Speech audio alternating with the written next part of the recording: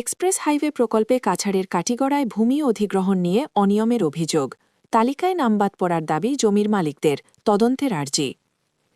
শিলং বড়াপানি থেকে ৫ গ্রাম পর্যন্ত প্রস্তাবিত এক্সপ্রেস হাইওয়ে প্রকল্পে কাছাড়ের কাটিগড়া এলাকায় ভূমি অধিগ্রহণ প্রক্রিয়াকে ঘিরে একাধিক অনিয়মের অভিযোগ উঠেছে। স্থানীয় কয়েকজন জমির মালিকের দাবি, 0 পয়েন্ট সংলগ্ন 3G তালিকা প্রস্তুতের সময় তাদের বৈধ নথিপত্র থাকা সত্ত্বেও নাম অন্তর্ভুক্ত করা হয়নি, ফলে ক্ষতিপূরণ পাওয়া নিয়ে অনিশ্চয়তা তৈরি হয়েছে। ভুক্তভোগীদের অভিযোগ, তালিকা প্রণয়নের ক্ষেত্রে স্বচ্ছতার অভাব ও প্রভাব খাটানোর ঘটনা ঘটেছে।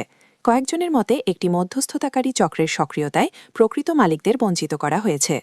এলাকাবাসীরা বিষয়টি নিরপেক্ষ তদন্তের মাধ্যমে খতিয়ে দেখে প্রকৃত মালিকদের অধিকার নিশ্চিত করার দাবি জানিয়েছেন। তবে এ বিষয়ে প্রশাসনের তরফে এখনও পর্যন্ত আনুষ্ঠানিক প্রতিক্রিয়া মেলেনি।